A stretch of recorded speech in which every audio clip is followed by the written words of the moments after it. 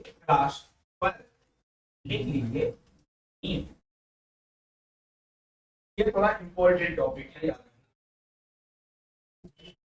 यहां से क्वेश्चन आएगा। आप अपनी क्वेश्चन उठा के प्रीवियस ईयर क्वेश्चन आप पेपर उठा के देखिए, आपको आनुवांशिक विशेषता पूछी जाती है। तो एक एक विशेषता समझना बहुत अच्छे से। पहली विशेषता नंबरिंग में कर रहा हूँ, तुम लोग भी एनसीईआरटी में नंबरिंग कर सकते हो। पहली विशेषता ट्रिक होते हैं, बस एक पॉइंट ले जाते हैं।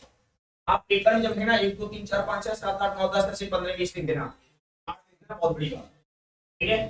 तो आनुवांशिक ट्रिक का मतलब क्या होगा, 3 न्यूक्लियोटाइड से बनते हैं। कितने न्यूक्लियोटाइड से बनते हैं? 3। आगे लिखा है दूसरा पॉइंट टोटल कितने बने थे? 64 में मात्र 61 प्रपुट ही अमीनो अम्ल का पूर्ण करते हैं। Very very very important. 64 में काम कितने करते हैं? 64 करते हैं, लेकिन प्रोटीन बनाने के लिए सिर्फ कितने काम करते हैं? 61। तो सब 3 कहां चले? हाँ, स्टॉप जो काम है उसको रोकने का काम करते हैं। काम चल रहा है प्रोटीन निर्माण का, उसको रोकने का काम करते हैं। आगे लिखा हुआ है 3 नंबर क्या है? जो 3 होते, जो शेष 3 बचते हैं, 3 प्रपुट का उत्प्रेरण नहीं करते हैं, इस कार्य से ये रोध प्रपुट के रूप में कार्य करते हैं। जरा बताइए, इसमें तुमको 3 पॉइंट याद हुए, एक पॉइंट आपको और पता होना चाहिए। टोटल 64 होते हैं, चाहो तो लिख लो, है ना।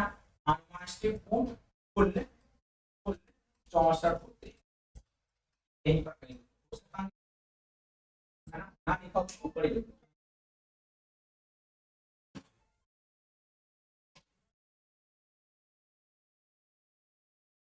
कितने होते हैं?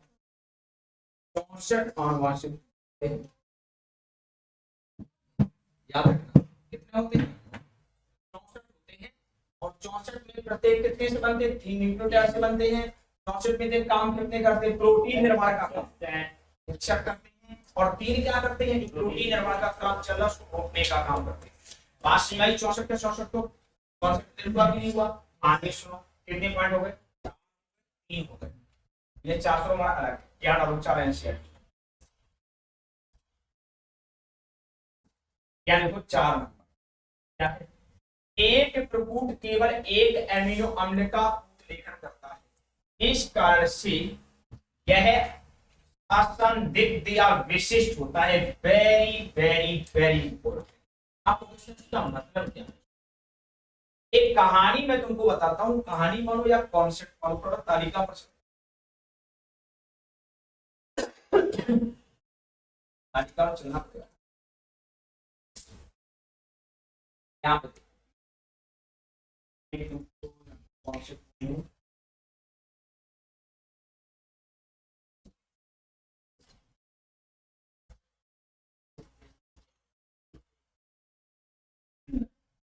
जैसे देखो एक काम देख रहा होगा, मैट मैट दिख रहा है। अच्छा बताइए, मैट को अगर कोड करना हो तो यहाँ पे कौन सा आनुवांशिक कूट काम करेगा? एडेनिन, यूरेसिल और गुआनिन। अब दूसरा बताइए देखो, देखो एक बार नहीं है, तो मैट के लिए ये एक विशिष्ट आनुवांशिक, इसे क्या बोलेंगे? असंदिग्ध। जबकि जबकि यहाँ पे ली के लिए कितने ने काम कर रहे हैं? 3 काम कर रहे हैं, तो ये विशिष्ट नहीं है, एक से ज्यादा हो। ये देखो वैक्सीन के लिए कितने काम कर रहे हैं? 4 काम, विशिष्ट नहीं है। तो कुछ एमिनो एसिड ये होते हैं जो सिर्फ एक ही एमिनो एसिड को कोड करते हैं, ये क्या है? आनुवांशिक। और ये क्या है? Amino acid. तो कुछ आनुवांशिक कूट ऐसे होते हैं जो सिर्फ एक ही, कुछ ही है, एक दो और हैं, ठीक है। कुछ ही ऐसे आनुवांशिक होते हैं वो सिर्फ एक एमिनो एसिड को कोड करते हैं, उनको हम असंदिग्ध आनुवांशिक। बात सुनाई नहीं है? चलिए आइए, यही बात लिखी एनसीईआरटी ने, यही बात लिखी। आगे क्या लिखा? कुछ एमिनो, 5 नंबर लिखो, कुछ एमिनो अम्ल का कूटलेखन एक से अधिक कूटों द्वारा होता है, उनको देवी देवताओं क्या कहते हैं? अपराश्रित आनुवंशिक कहते हैं। क्वेश्चन पूछ सकता है अपराश्रित आनुवंशिक कूट और असंदिग्ध आनुवंशिक कूट में क्या डिफरेंस है?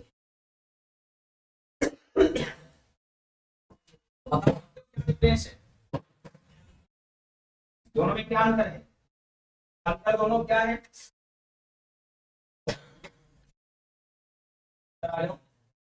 ये बताइए, ये किस में आएगा? असंदिग्ध में आएगा कि अपराश्रित में आएगा? एक का लेकर तीन कर रहे हैं और ये किस में आएगा? विशिष्ट में आएगा। ये किस में आएगा बताइए जरा? अपराश्रित। ये एक्स बांटो तो ये किस में आ रहे हैं? अपराश्रित। ठीक है, बोलो किसी को डाउट यहाँ पर? अपराश्रित असंदिग्ध कॉन्सेप्ट क्लियर हुआ? 5 पॉइंट याद हुए कि नहीं हुए? और एक एक छठवां पे के पास अब देखो छठवां पॉइंट एनसीईआरटी का त्रिपुट दूत आरएनए मतलब में लगातार पढ़े जाते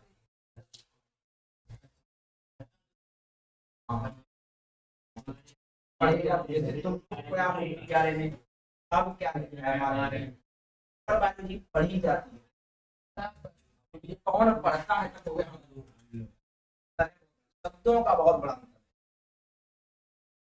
आप लोगों का टेस्ट होने को है। मैंने कहा था मेडिकल का टेस्ट होने के बाद फिर तुम लोगों की बारी है।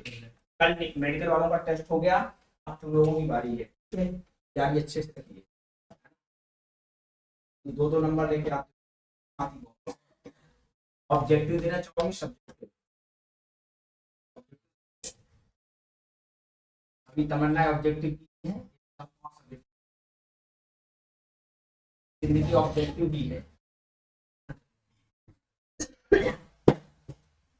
जिसको बायोलॉजी और बच्चा कहा था सर जी अब बड़ा कष्ट होता है बायोलॉजी, हम अच्छे से नहीं सीख पाए। हमने कहा बताओ इसके पहले तुमको फिजिक्स केमिस्ट्री में ऐसा कष्ट हुआ?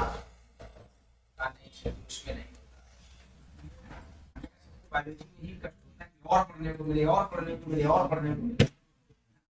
लेकिन शुरू में कोई कहे जाकर के टेस्ट की क्लास की पढ़ो, लेकिन वहां नहीं पढ़ेगी, पता नहीं कैसा पढ़ाया जाता होगा। चलिए कोई बात नहीं, हर किसी के तो आपको 6 पॉइंट क्लियर। तो किस पर पढ़ी जाती है, किस पर आगे क्या लिखा? 7वां पॉइंट, इनके बीच में कभी भी कोमा नहीं, अर्थात बीच में रुके हुए नहीं होते हैं। ठीक है ना, एक बार कोमा से तो पेपर विचार कभी भी आनुवंशिक एमाइड को की भाषा होती है उसमें कभी भी कोमा नहीं मिलेगा। क्या नहीं मिलेगा? कोमा, कभी भी कोमा नहीं मिलेगा। चलिए आगे देखते हैं। लगभग 7 इसका ये कौन सा पॉइंट नंबर है? वेरी गुड, 7 के बाद से तुमको 8-8 पॉइंट 10-10 पॉइंट दिखते थे। सार्वभौमिक का मतलब क्या है जानते हो? सार्वभौमिक का मतलब है जो आनुवंशिक कूट तुम्हारे अंदर जिस एमिनो एसिड को कोड कर रहा होगा वही आनुवंशिक बैक्टीरिया के अंदर भी उसी एमिनो एसिड को कोड। आनुवंशिक कूट लगभग सार्वभौमिक होते। उदाहरण एक दिखा रही है एनसीईआरटी कि जीवाणु से मनुष्य में, बाबू किसको बता रहा है? जो यू यू यू होता है ये वाला फेनिल एलेनिन, फेनिल एलेनिन का कूट लेखन करता है। तो जो यू यू यू है ये फेनिल एलेनिन का ही कूट लेखन करेगा, चाहे तुम्हारे अंदर हो, चाहे गाय के अंदर हो, चाहे चूहा के अंदर हो, चाहे बैक्टीरिया के अंदर हो, चाहे आपके यहाँ तक कि सबसे बड़े स्त्री स्तनधारी हाथी के अंदर हो या सबसे बड़े स्तनधारी भेड़ के अंदर हो, किसी के अंदर हो, जो यू यू यू है ये फेनिल एलेनिन का ही कूट। तो ये सार्वभौमिकता को बता रहा है कि नहीं बता? यानी सब जगह एक ही, इसका काम एक ही हो। आगे एनसीईआरटी क्या लिखती है? कहती भैया कुछ बात है, ये पॉइंट नंबर 9, पॉइंट नंबर 9, इस नियम के कुछ अपवाद है। अब यहाँ पे गलती कर गई है एनसीईआरटी, लिख लो तरीका। हिंदी इंग्लिश मीनिंग होती है माइटोकॉन्ड्रिया। इंग्लिश मीनिंग क्या होती है? माइटोकॉन्ड्रिया। और सूत्र क्रिया क्या होती है? हिंदी मीनिंग होती है। याद रखना। आगे का कॉन्सेप्ट क्या है समझना बहुत अच्छे से, ठीक है। तो सूत्र क्रिया प्रकृति का कुछ आदि जंतुओं, जंतुओं में क्या? प्रोटोजुआ। प्रोटोजुआ किसमें आता है? जंतुओं में ही रखते हैं। लेकिन हमारी एनसीईआरटी क्या कहती है? इसे एनिमल किंगडम में नहीं रखती। थोड़ा डाउट है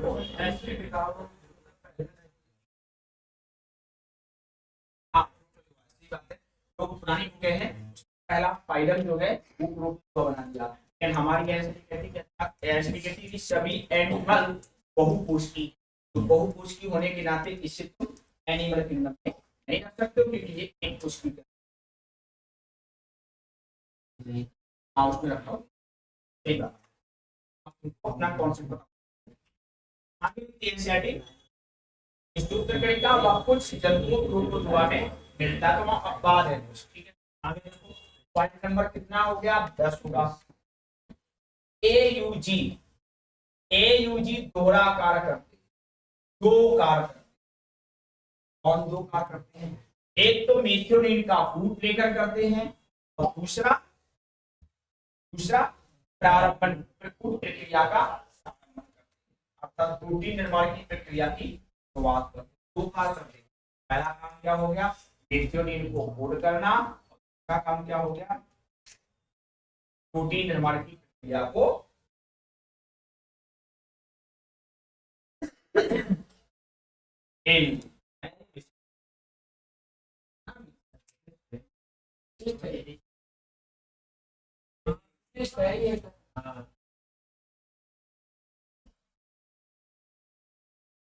एयूजी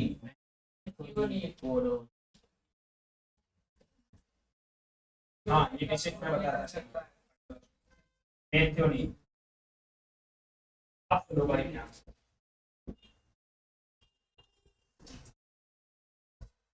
देखो, जो टोटल आपके पास आनुवांशिक रूप थे कौन कौन थे? देखो टोटल आनुवांशिक रूप कितने हैं?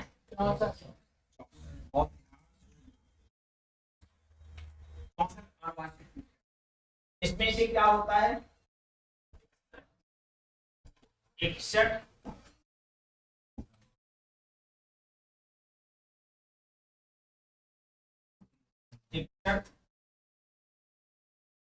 प्रोटीन निर्माण प्रक्रिया में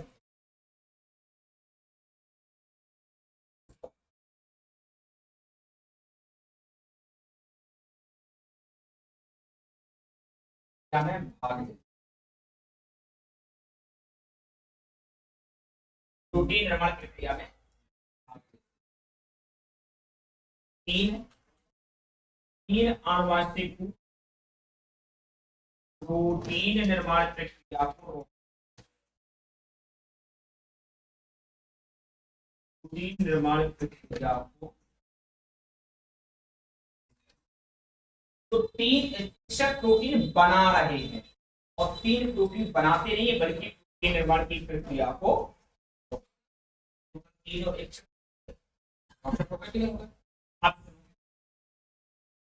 दो आनुवांशिक इसीलिए दो आनुवांशिक। और ध्यान सुनना, ये ऐसा फ्लो चार्ट है बहुत चीजें देता है। दो आनुवांशिक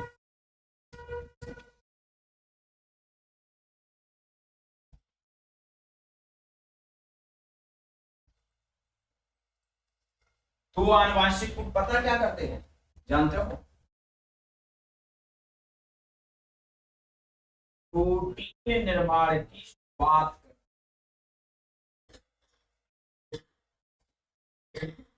प्रोटीन निर्माण की शुरुआत करते हैं। देवी देवताओं जानते हो दो कौन है? ए यू जी और जी यू जी। लेकिन याद रखना, अगर ए यू जी नहीं होगा तब जी यू जी आएगा। पहली मिलता किसको?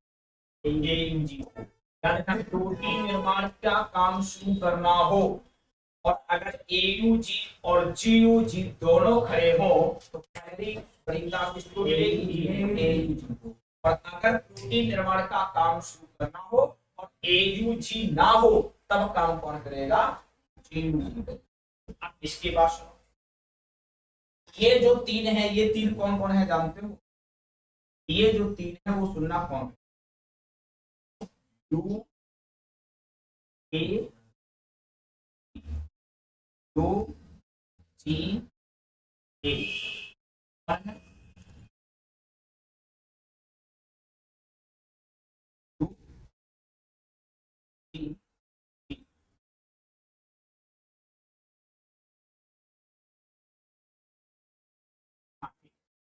देखो तो याद कैसे रखना, आप खुद थोड़ा